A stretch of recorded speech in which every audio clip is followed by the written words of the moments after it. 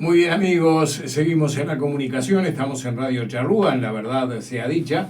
Estamos con nuestro panelista, con Marcelo Bófano, acompañados hoy por el periodista, por el escritor Ricardo Catani, y yo lo tengo muy presente a Ricardo, incluso en algún tiempo compartimos un espacio de micrófono trabajo. contigo, Sí, claro. en Radio Felicidad, Sí, ¿no? claro, Lo recuerdo. sí, sí. La verdad que yo en cada lugar donde he estado he rescatado enseñanza, más que nada. Y tiene buena uña para guitarrero. ¿Sí? Bueno. Pero no payador. Usted me va a tirar a un escenario. Bueno, no, aunque para ser payador hay que estar muy bien preparado, ¿no? Ojo, ahí sí. Ojo, cuidado con eso. Preparación no es cualquier cosa. No digamos tonterías. Bueno, y rescaté en ese tiempo muchísimas enseñanzas de parte de Ricardo. Pero me adelanté un poco. La nota, en definitiva, la logró Marcelo. Marcelo quiere encararla hacia un tema puntualmente. Marcelo. Sí, estábamos recordando un poco de esa trayectoria que ha tenido Ricardo, ya que celebra 40 años como periodista y que ha desarrollado muchas actividades audiovisuales con respecto a la vida en el interior y situaciones del interior del departamento, no solo de Paysandú, también en Salto. Pero hay un recordatorio para quienes conocen a Ricardo Catani que tiene un nombre, los Beatles. ¿Qué fue para ti los Beatles? Y bueno, fue el despertar musical, ¿no? En casa se escuchaba mucha música, particularmente folclore argentino, canto popular.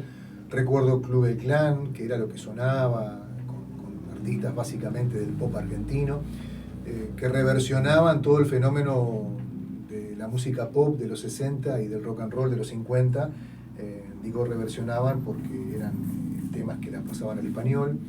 Y allí fue un poco mi despertar en la música, y después todo el fenómeno que vino en la década del 60, particularmente con los Beatles, los Rollings, los Doors, bueno, más tiempo después Pink Floyd, Bee Gees, pero más atrás en el tiempo Chuck Berry, Little Richard, Jerry Lee Lewis, Chubby Checker, en fin, creo que un universo musical, como podrán ver, de distintos rubros, de distintas raíces, ¿no? El rhythm and blues, el propio rockabilly, que es un poco la parte de las raíces del rock and roll, y todo eso fue lo que en determinado momento llevó a que junto a unos amigos decidiéramos tener una banda, y así fue que comenzamos a hacer música.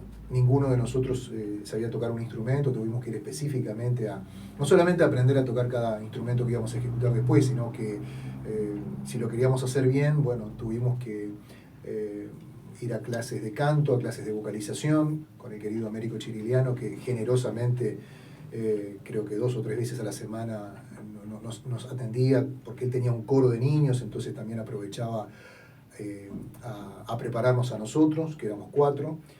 Después, como estudiantes de inglés en el Anglo, teníamos un par de instancias a la semana con su directora de la época, Marta Ramade, que nos preparaba en la parte de fonética también, porque estábamos, mirá hasta dónde, ¿no? Íbamos con el asunto, porque estábamos hablando no un inglés académico, sino que en el caso de esas canciones que seleccionábamos, y del grupo especialmente, tenía ese acento del noroeste de Inglaterra, y allí tenían, como los que viven en el este de nuestro país, tienen un giro distinto a los que viven en el norte. Entonces teníamos que hasta tratar de recrear la propia acentuación que tenían esas letras. Así que fue toda una experiencia maravillosa desde todo punto de vista, porque también, como dice Alfredo, son cosas que ayudan al propio recorrido de vida. Siempre digo, uno convive entre lo intelectual y entre lo espiritual, y creo que allí se combinaban muy bien esas cosas. También hay un canal YouTube donde están tus audiovisuales, que en general están referidas a relatos de vivencia de las personas del interior del país. Vos sabés que allí, en ese canal, que forma parte de una serie de redes sociales electrónicas del portal Uruguay Documental, tengo entendido que hay subidos más de 320 videos en los que se muestran aldeas, colonias, parajes, villas, pueblos, de gran parte del territorio nacional. Vos decías que en un momento incursioné por el interior del departamento de Paysandú y después de Salto, pero después de Salto saltamos a Artigas, de Artigas bajamos a Río Negro, de Río Negro bajamos a Colonia, a Soriano antes, Colonia después llevamos a cabo una serie de producciones en Rivera, después en gran parte de Tacuarembó como departamento inmenso, llegamos a un poco más de la mitad de los pueblos que tiene ese departamento mediterráneo.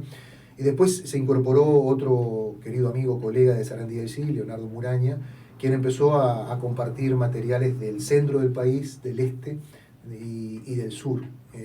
Fue realmente una experiencia maravillosa que tiene conexión con las publicaciones que hacíamos referencia anteriormente, porque hay algunas publicaciones que de algún modo tienen conexión con eso, que es hablar del origen, la historia, los vínculos sociales, productivos, cosas simples de la vida, ¿no? Son escenarios de los cuales y protagonistas de los que los grandes medios de fuerte penetración no tienen interés, y que bueno, y que son vitales porque tenemos que entender eso que yo llamo el Uruguay que no se conoce, el Uruguay desconocido, y el Uruguay vaciado, ese Uruguay del cual no tiene gente, no hay manera de que se puede repoblar, obviamente, pero en el mejor de los casos se va a llenar de gente, pero va a quedar vacío de humanidad, como las ciudades hoy están, ¿no? Llenas de gente y vacías de humanidad. Y esas historias se conectaron con esos libros, libros temáticos. Después tuve la oportunidad de escribir sobre el fenómeno migratorio italiano en Paysandú, después la producción de un audiovisual sobre la presencia española, un audiovisual que presenté el año pasado en Zaragoza, España, sobre la presencia inmigrante española. El año pasado publiqué un libro sobre mi barrio, quería hacer algo vinculante al lugar del cual soy la cuarta generación, y fue también una experiencia reveladora. Y todo eso, digo, conectado con mis publicaciones de corte genealógico, ya que hoy estoy estrenando mi tercer libro, que tiene vinculación con mis estudios documentales de genealogía de familia. ¿Qué detalles tenemos con respecto a la presentación que vas a realizar de este tercer libro el viernes? ¿Dónde lo vas a realizar? ¿En qué horario? Bien, el horario es a la hora 20, se va a hacer en el Centro Cultural Arte Teatro de la Sociedad Italiana Unione Benevolenza, aquí de Paysandú, Leandro Gómez 955, esquina Settembrino Pereda, en ese edificio que acaba de cumplir sus 150 años, tengo entendido. Un edificio emblemático para la colectividad italiana. Para mí es un escenario natural para presentar este tipo de actividades. Y bueno, se van a llevar a cabo una serie de sorpresas que ojalá la gente lo pueda disfrutar. Seguramente va a ser un momento muy, muy emotivo para todos aquellos que participen de esta actividad, que es celebrar con un libro de familia, porque así lo entendí desde el momento que empecé a escribir este nuevo producto libro, como dice la querida profesora Liliana Gross, que tiene como motivo particular aportar ciertos elementos de los que fui utilizando para esas búsquedas. Quiere decir que para aquellos que están o armando su árbol de genealogía de familia o están haciendo su recorrido de saber de dónde vienen sus antepasados ancestrales, no digo que sea una suerte de manual, pero ese libro aporta esos elementos de cómo hacer esas búsquedas tanto en dependencias, oficinas, organismos públicos y no públicos, que no es tarea sencilla. No. Inclusive te digo más, Alfredo. Esta es una actividad que, según algunos genealogistas, debería estar instalada en el sistema educativo nacional como materia obligatoria y como materia espejo de la materia de historia. Y a mí me parece, sí, que es muy valioso eso que sostienen algunos genealogistas, porque te permite entender mejor algunos procesos por ejemplo, de lo que ha sido la construcción institucional de nuestro país, por citar algo, ¿no? Pero después sí te encontrás con documentos, como siempre digo, que te revelan información que no tenías idea, a veces un par de generaciones hacia atrás nada más, y eso termina siendo muy rico. También digo, en este tipo de investigaciones uno convive con la existencia del documento y con la ausencia del relato oral, pero con la presencia del relato oral y con la ausencia del documento. Y eso lo hace mucho más atractivo, lo hace más seductor y por sobre todas las cosas lo hace más intrigante, porque tenés apellidos que están mal escritos, porque además seguramente el funcionario de migraciones anotaba como le sonaba, claro, o aquel que venía ya quería castellanizar su apellido, su nombre, y bueno, ya se anotaba como después iba a ser conocido en el país receptor. Así que... Eso te pasó a tu apellido, ¿no, Ricardo? Sí, porque en el caso de un chosno, le usaron el tercer nombre de pila como apellido. Si bien el apellido existía ya antes y después, tuve que hacer lo que se llama una reparación histórica. Obviamente tenés que hacerte una exposición de motivos con la documentación que diga, sí, efectivamente estoy hablando de esa persona que usted dice ser, que usted dice que se llama así en el documento, y después todo lo que significa el estudio paralelo, porque a veces estoy buscando Alfredo Touriño y resulta que está anotado como Josecito Pérez. Claro. Entonces, a ese punto voy. No es que en vez de llamarse Alfredo se llamaba Alfred porque había venido de Inglaterra y qué sé yo, y a Touriño le faltaba una letra. O era con A en vez de con O. No estoy hablando de que el nombre y el apellido hablan como si fuese otra persona.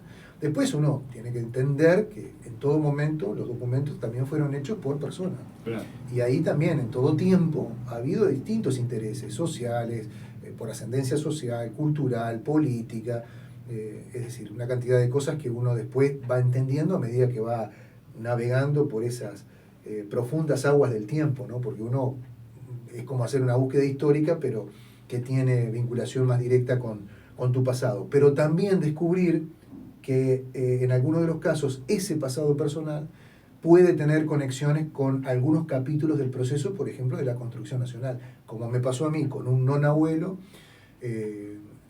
oficial portugués que tuvo a cargo una guarnición en el tiempo que Colonia del Sacramento estaba bajo el dominio lusitano.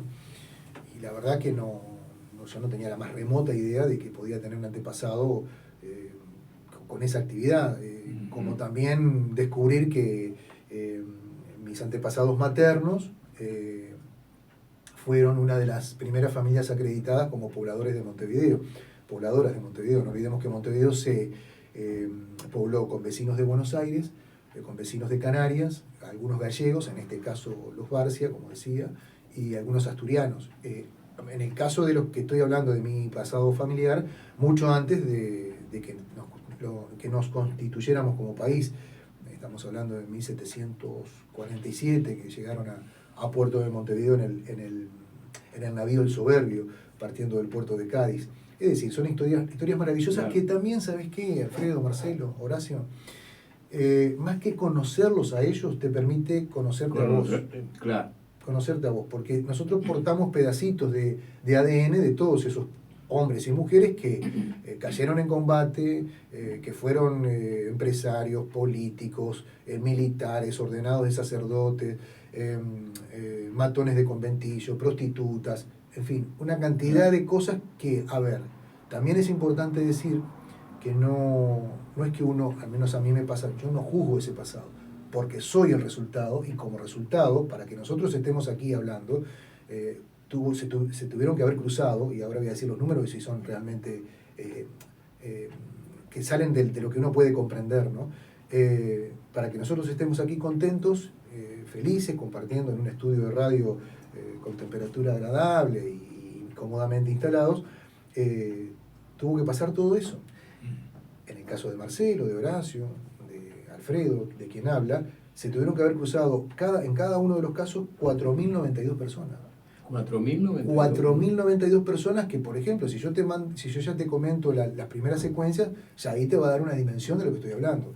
Porque nosotros cuando decimos, bueno, quiero empezar a armar el árbol de familia, ¿cómo arranco? ¿De dónde?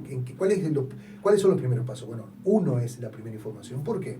Porque nosotros portamos, en el general de los casos, portamos nuestros 2 nombres, 3 nombres o 4 nombres. No sé, el presidente de la República tiene 4 o 5 nombres, ¿verdad? Bueno, los nombres de pila y los apellidos, que también en el general de los casos tenemos 4 apellidos. Están los apellidos de nuestro padre, nuestra madre, el apellido de nuestra abuela paterna y el apellido de nuestra abuela materna. Ya ahí tenemos 2 padres, 4 abuelos, 8 bisabuelos, 16 tatarabuelos, 32 chosnos, y cuando querés acordar, el árbol se va abriendo de modo tal que llegás a esa cifra escalofriante que es de haber atravesado más de 3 siglos de existencia, 13 generaciones, y bueno, y todo lo que acabo de mencionar de historias que uno no tiene la más remota idea de cómo fue, por ejemplo, Alfredo, cruzar el Atlántico. A veces uno cuando sube un avión y dice, 12 horas para cruzar el océano y ya no sabes ni cómo sentarte. Bueno, 12 horas es apenas medio día de los 35 o 40 que le duraba un viaje en otras condiciones, porque venían en segunda o tercera categoría, a veces los bajaban en el primer puerto de escala, o sea, el que salía de Génova o de Nápoles o de Trieste pasaba por Barcelona y quedaba allí, o si no quedaba en Nueva York, o en Centroamérica, o en Santos o en Río de Janeiro, en el caso de Brasil. Algunos vinieron por el Mato Grosso, vía terrestre, y bueno, también con episodios desgraciados como morir en el viaje, ¿no? Claro. Porque venían epidemias que eran las fieles compañeras de esos viajes traumáticos, con baja calidad de comida, con malos tratos hasta de la de tripulación, con carboneras transformadas en barcos de pasajeros. Y bueno, creo que uno desde este lugar quiero decir, tiene que agradecer que bueno, hoy estoy aquí gracias a ese recorrido que uno no sabe cuando se sentaban. Mirá lo que voy a una cosa muy sencilla, que es cuando uno se sienta a comer y uno tiene que ponerle valor. Así tengas un plato con arroz, un huevo duro cortado en 4, eso para mí es el manjar que tal vez un antepasado o quién sabe cuánto de mis ancestros no tuvieron. Claro. Porque le tiraban al estómago algo que le decían, che, mirá que lo que va cayendo por las vísceras es comida. Y a veces era un masacote de un grano mal triturado en un mortero, que lo amasaban como podían y le daban una cocción, y eso era la comida del día. Es más, dentro de las investigaciones que he hecho a los niños, y bueno, a los mayores también, para darle sabor a las comidas, cuando hacían la polenta, que era lo que después nosotros comimos como plato de nuestros ancestros, le ponían vino para darle sabor. Uh-huh. Y bueno, y eso lo comían los adultos y también los niños. Es decir, creo que no tenemos una dimensión de ese recorrido. Y bueno, me aboqué a tratar de poner en valor y fundamentalmente agradecer lo que han sido esas historias que para mí tienen... Alguien me decía, tiene un valor fantástico, pero alguien me decía, Catán, y dice, pero usted no está hablando de ningún benefactor de la humanidad. No, claro, no son benefactores de la humanidad, porque no están en los briosos corceles, en el mármol o en el bronce inmortal de las plazas o de los espacios públicos, no están en la letra del himno, no aparecen en los textos de estudio del aula escolar. Eso está, es muy claro, pero entre las mentiras aluvionales que nos ha contado la historia convencional global y el relato con el calor y la pasión de los míos, me quedo con el relato de los míos, porque además tengo como verificar, porque en algún momento también fui protagonista. Ricardo, perdón, Alfredo, no sé si sí, no. Cuando te escuchamos hablar, estamos escuchando a un escritor que ha investigado su esencia propia de cómo puede estar hoy en este lugar y todo lo que queda para atrás, que no solemos mirarlo, más allá de a veces tener una referencia de un familiar mayor que nos puede contar o relatar algo. Y me pasó eso el sábado, cuando en Prisma de Lunares estaba en la presentación del libro de Aldo Bófano, que hizo un relato de lo que había ocurrido en el año 1950 con su padre. Casualmente, el padre de Aldo es también mi padre. Sí, claro. Y eso me emocionó mucho, la verdad que me emocionó. Pero en términos generales, y dejando de lado un poco las emociones que uno pueda tener, entiendo que hay una camada de escritores sanduceros muy importante. La presentación de los libros de Andrés Oberti, que lo vamos a tener el miércoles en este programa, más todo lo que ha sido escritores que van a talleres, ensayan escribir algo y finalmente tienen la posibilidad de imprimir ese trabajo.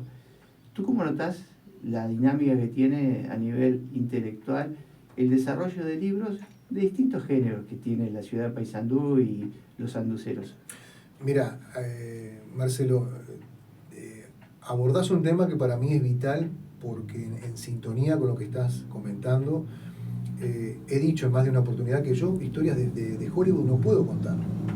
Porque el que quiere historias, qué sé yo, de actividades que que han traspasado los países, o bueno, seguramente no lo van a leer a Catani, no lo van a leer a Aldo o a otros autores locales. A mí me parece, y me genera una felicidad muy especial, me parece extraordinario que en estos casos, como nombrás, a Aldo, Mario Pons, que es un vecino también del barrio, es un joven escritor que tiene una pluma exquisita, el propio trabajo de Andrés Oberti Rual, que ha publicado estas 3 secuencias, ahora en octubre creo que presenta su segundo libro sobre la historia de Paysandú, escrita por un local, con una investigación monumental. Seguramente Andrés va a detallar cómo ha sido ese recorrido, pero a mí me genera mucha, además de la felicidad, Marcelo, me genera una paz profunda, porque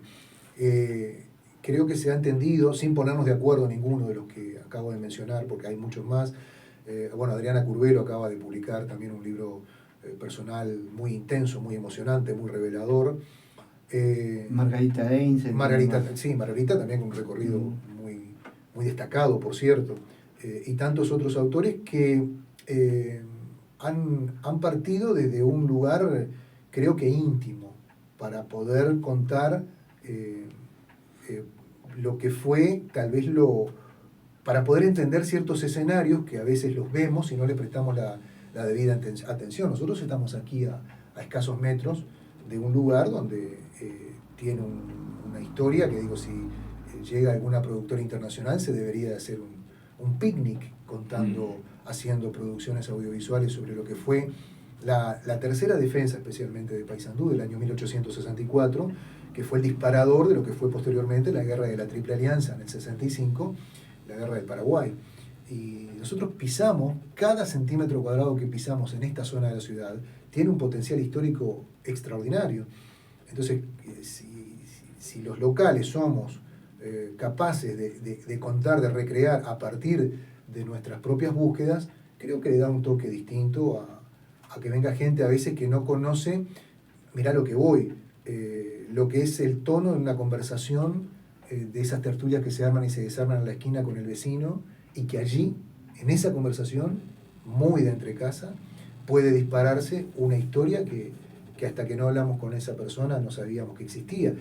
Por eso sugiero, y esto para los más jóvenes siempre, no pierdan de vista de hablar con sus adultos, no pierdan de vista de hablar con sus abuelos, aquellos que tienen bisabuelos. Conozco un caso de una chica que conoce, porque su tatarabuelo es vivo, pero además no solamente que tiene la posibilidad de hablar con su tatarabuelo, sino que su tatarabuelo tuvo sus padres y les puede contar la historia de sus padres, pero además pudo haber conocido a sus abuelos.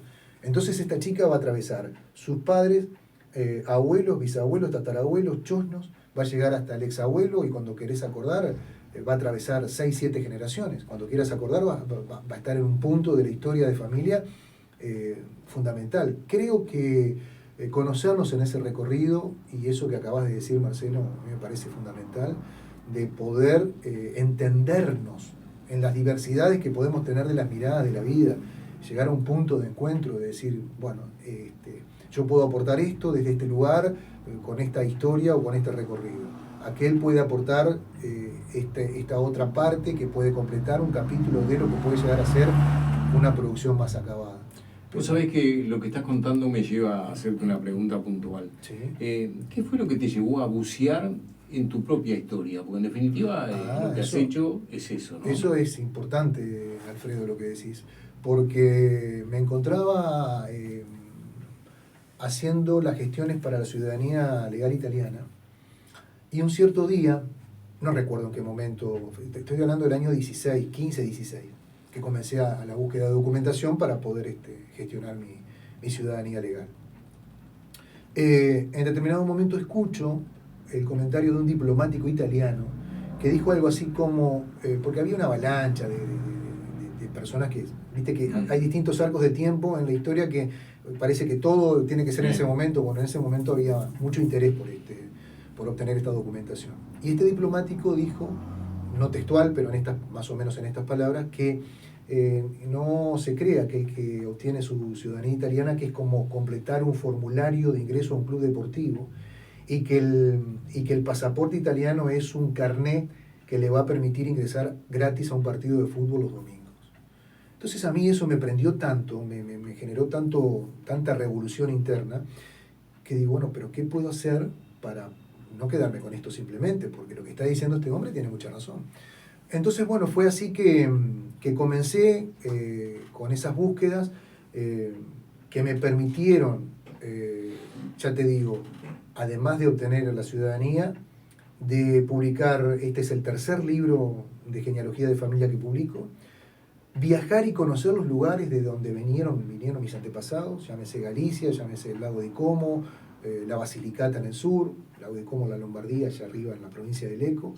En la Basilicata hablo del pueblito ¿Fuiste de Márcico hasta esos lugares? Sí, fui hasta esos lugares, fui hasta el pueblito donde llegaron los Barcias en Galicia, los Cataños que son del pueblito Lierna, los Sassano, que es el apellido materno de mamá, que son de Márcico Nuevo, conocer bueno, cómo mi abuelo hizo una carrera militar que no la hizo acá, siendo brasilero él, se hizo ciudadano oriental, porque también existía eso, no solamente aquellos que en un momento que gestionamos nuestra ciudadanía extranjera, sino que hubo un buen caudal de extranjeros que obtuvieron la ciudadanía legal oriental. El caso de abuelo, que hizo un recorrido extraordinario, él nació en Corral Alto, en un paraje de Valle, en Río Grande del Sur, y bueno, después hizo una carrera extraordinaria. Te estoy hablando del año, él ingresó al ejército en el año 1902, 1903, hizo todo un recorrido desde Minas hasta llegar a Paysandú e instalarse acá. Y bueno, son recorridos realmente intensos, pero tal vez ese fue uno de los puntos de partida que a mí me generó una cierta revolución de decir, bueno, sí, ¿qué puedo hacer? ¿Qué puedo aportar? Porque en definitiva estos libros que son historias domésticas, porque este libro especialmente, que hace referencia a Marcelo, que se llama, que tiene como título Llamado Ancestral, una historia de familia, que además de aportar ciertos elementos de cómo fueron esas búsquedas, el libro tiene cuadros genealógicos, líneas de tiempo, mapas territoriales, registros fotográficos, ilustraciones, todo eso conectado en 4 capítulos con un relato muy doméstico que va contando cosas como las que acaba de decir Marcelo, de recuerdos de la niñez. Hemos perdido la esencia porque cada vez que avanza, y esto es una lectura muy personal, como que el núcleo, el formato de familia nuclear se va perdiendo. Entonces es bueno, cuando hablas, como decís Alfredo, de volver y tomar contacto con las raíces, decir, bueno, cómo eran las estructuras socioculturales del entorno inmediato de familia, en casas donde producían toda la alimentación, excepto cosas muy excepcionales como podía ser el aceite, el azúcar, el café, la hierba y no mucho más. Después todo lo producía ¿quién? Bueno, esa casa quinta o esas casas quintas que tenían desde la quinta hecha durante todo el año, hasta criaban pollos y gallinas que le aseguraban los huevos de todos los días y de vez en cuando algún pucherito, y hasta en algunos casos la cría de algún cerdo, claro. Porque se carneaba, esto estoy hablando en la ciudad, se carneaba, se preparaba los alimentos para el invierno. Entonces, de esos lugares venimos, Alfredo, y tenemos que saber, sí, deberíamos de conocer que eso es mucho más real que ir a cantar el himno en determinadas fechas patrias a un héroe que está subido en un caballo, por ejemplo, que nunca existió. ¿Cómo nunca existió? ¿No? Ese brioso corcel que usted ve en el monumento donde están los monumentos, valga la reiteración del término, de Artigas, nunca trotaron ni galoparon las llanuras de la patria, porque esos son caballos europeos que se necesitaba crear una imagen de un héroe que fuera una cosa casi impoluta, ¿no? Una cosa casi que de corte, como si fuese un dios del Olimpo. Entonces, a eso voy, que estas historias son más terrenales y nos permiten conocer mejor el lugar donde pisamos todos los días, ¿no? Es decir, bueno, aquí estuvo el almacén de fulano. Cuando hice el trabajo del libro de la plaza, del barrio de la Plaza Acuña, me encontré que en 4 manzanas a la redonda había 11 equipos de básquetbol. Entonces, uno no imagina, porque vos decís, ¿cómo? El básquetbol, que es un deporte tal vez más moderno, que ahora están todos los gimnasios con piso flotante, que están realmente modernizados. Y bueno, pero antes, en canchas de tosca, el deporte tenía una intensa actividad. Después las empresas de corte familiar, cómo era que se desarrollaban esos proyectos.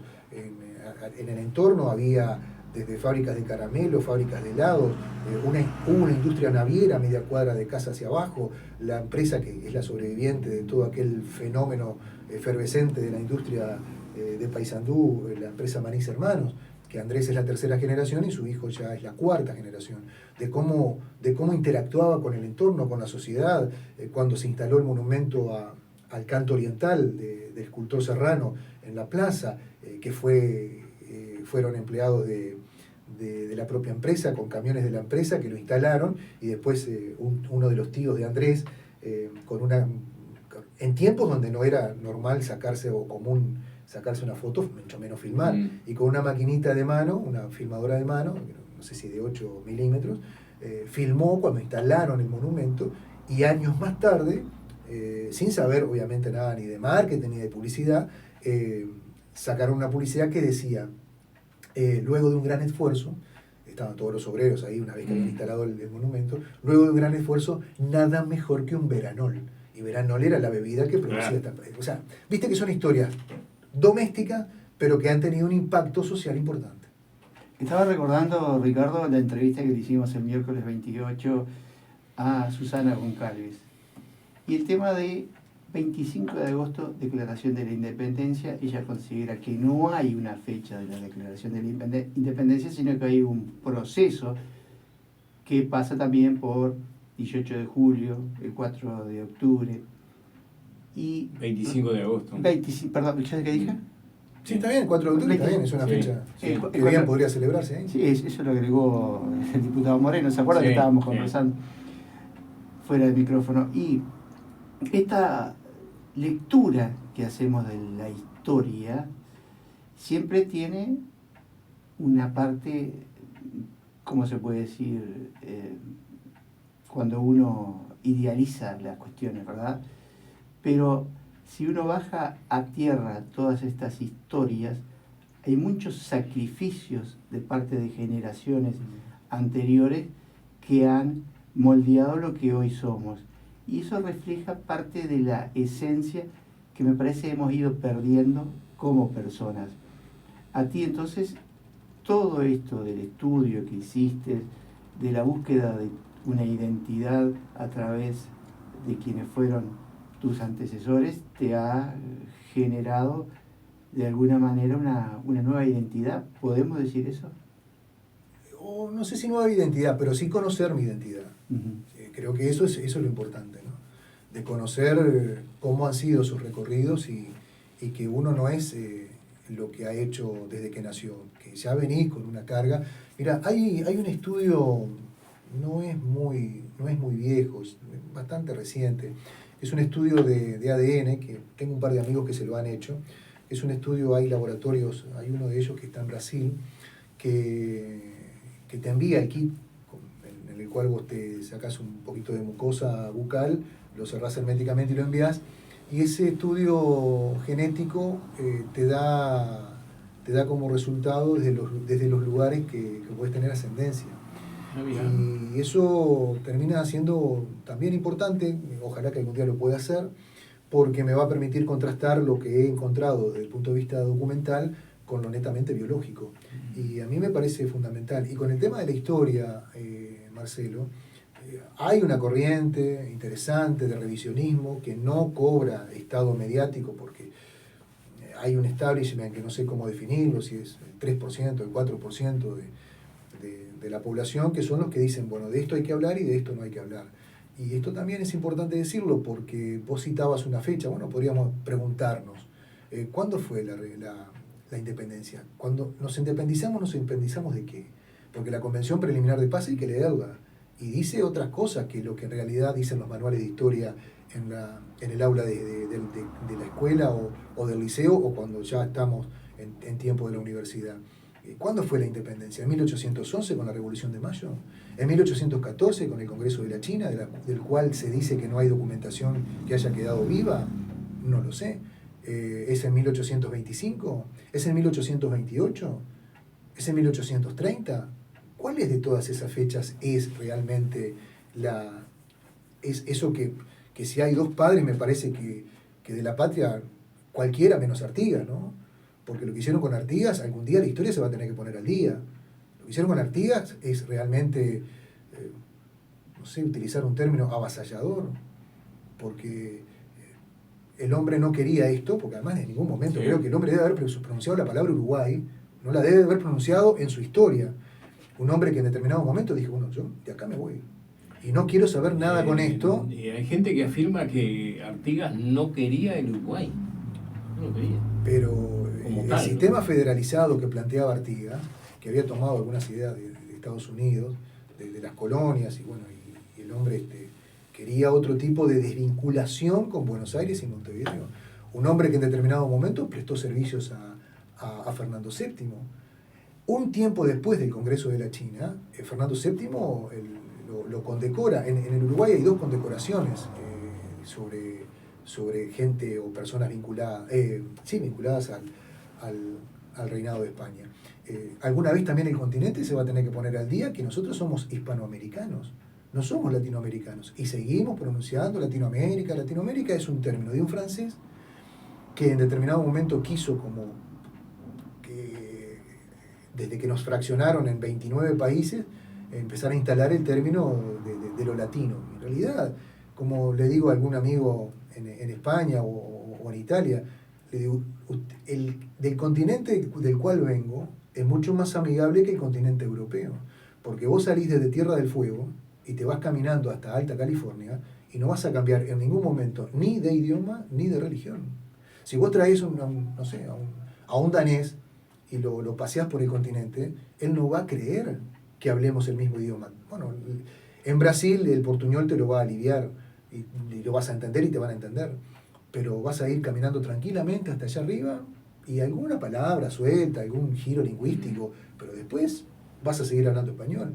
Y vos en Europa salís de Inglaterra, pasás el Canal de la Mancha hablando inglés, llegás a Portugal y hablas portugués, después hablas español, después hablas francés, después hablas italiano, después hablas alemán, después hablas polaco, más todos los giros lingüísticos de las regiones que entre ellos muchas veces no se entienden, ¿no? Porque si bien tienen su idioma oficial, pero hay regionalismos y dialectos que no se entienden un pueblo con el otro, hoy en pleno siglo XXI.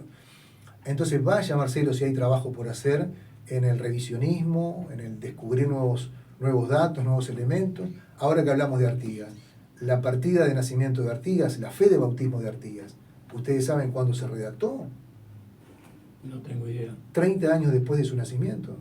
Entonces, ese es un documento legal y bueno, por lo que he podido consultar, aparentemente sí lo es, pero fue creado. Claro, alguien puede decir, bueno, Catani, pero en la época que nació Artigas, no olvide usted que los tiempos eran otros en la inscripción. Sí, está bien. Un niño nacía y por lo general no se anotaba en la catedral, en la ermita, en la parroquia o en la iglesia del pueblo, porque vivía en pleno, porque había nacido en el medio del campo. Y el cura muchas veces en su recorrida salía, que no salía en auto como ahora, ni tenía las carreteras que hay ahora, pero salía, en el mejor de los casos que le pasaba, era ir en carro, pero también a tracción a sangre. Y podías demorar, ¿no? Una semana. A mi abuelo lo anotaron 2 años más tarde. Pero 30 años. ¿Qué pasó allí? Nadie es curioso, porque después tenés todo aquello que te dice, no, Catani, pero usted tiene que ir al archivo Artigas que está todo. Bueno, revisemos documento por documento qué dice, cómo dice, porque así, si a un común y silvestre, como en el caso de mi chosno, le pusieron otro nombre o le pusieron otro apellido, que uno se pregunta, bueno, pero ¿qué interés hubo acá? Porque el cura, fíjate qué curioso, el cura párroco que hizo la fe de bautismo de mi chosno fue el mismo cura párroco que bautizó a todo el resto de sus hermanos. O sea, ese cura sabía que ese muchacho no llevaba ese nombre y no portaba ese apellido. Entonces, si hablamos de un común y silvestre que no movió la aguja en el proceso de la historia nacional, pasó eso, ¿qué podemos esperar con aquellos fenómenos que realmente sí? Por ejemplo, Julio Herrera y Oves no existió. ¿Usted sabía, don Tauriño? Julio Herrera y Oves no existió. Hay una trampita ahí, ¿no? O sea, no es que no existió la persona como tal, no existió con ese nombre. Entonces, ¿qué pasó? Hablando de la genealogía, por eso digo la genealogía de familia es importante, porque la genealogía de este hombre tenía un antepasado del clan Oves. El clan Oves es un clan muy potente en el estuario del Plata, tanto en Buenos Aires como en Montevideo. Entonces este hombre, para hacer carrera política, porque además fue presidente, tuvo una carrera política destacada, para tener ascendencia social, él tomó un apellido de su antepasado, o sea, no mintió, pero tomó un apellido seguramente de su tatarabuela y se firmaba Julio Herrera Lloves, pero no se llamaba Julio.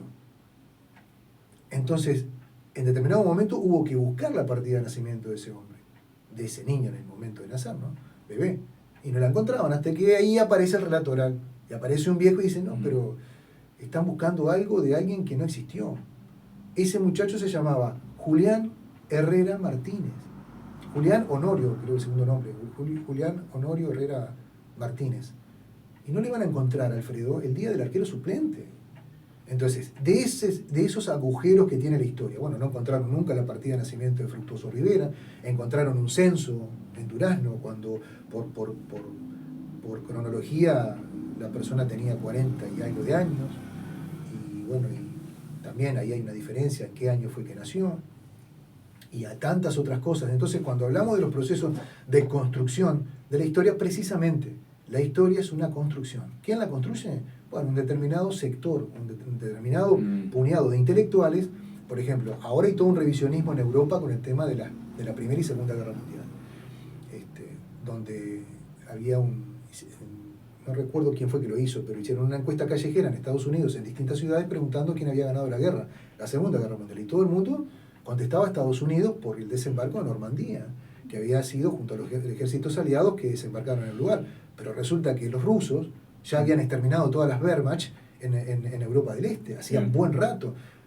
Pero bueno, entonces vos decís, ¿por qué pasó esto? Bueno, pasó esto porque quienes escribieron, y además una cosa, ¿no? Yo te hablaba de Hollywood hace un rato, Hollywood tuvo mucho que ver en todo esto. Sí, sin duda, y ahí también influyó, me parece, la parte política.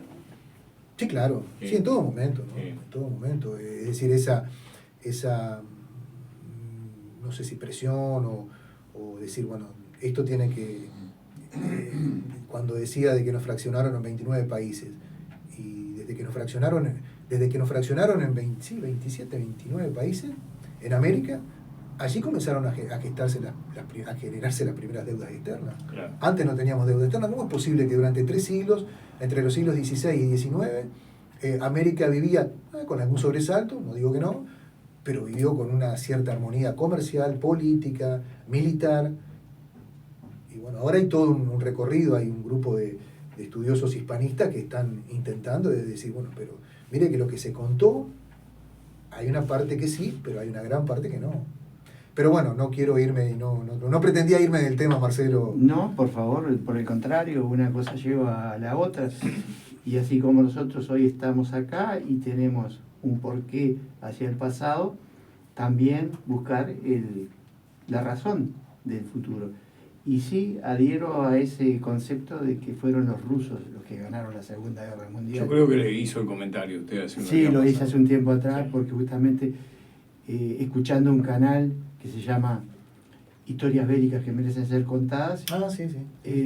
hicieron una entrevista a un historiador que empezó a dar las razones y a mí me convenció, realmente me convenció, porque hay cosas ocultas o ocultadas en la historia que reflejan los intereses de determinados sectores de la sociedad, como lo estábamos hablando con respecto a la inscripción de nombres y la tardanza en registrar el nacimiento de Artigas. Uh-huh.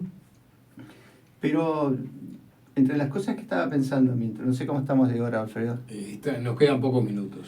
entre las cosas que estaba pensando, y quiero recalcarlo, es que Artigas, Uruguay, son más federalistas y artiguistas los entrerrianos Sí, absolutamente. que los uruguayos. Absolutamente. Es más, ellos tienen centros de estudio Artigas Sí. y muchas veces... Hay un documental, Marcelo, disculpame, que se llama El Señor que Resplandece, que lo hizo una productora, creo que aquí de provincia, que es realmente... tiene una producción exquisita y está, creo que está en las redes, que tiene una duración casi de 2 horas. Es una cosa realmente impresionante, en el lugar que lo ponen, como aquel líder de masas y líder en varios niveles de del universo de aquel entonces, ¿no? Y sí, el argentino es como vos decís. Además, otro detalle, cuando el hombre decía que era argentino y oriental, y sí, porque el concepto Uruguay fue una construcción que además, ¿qué es Uruguay?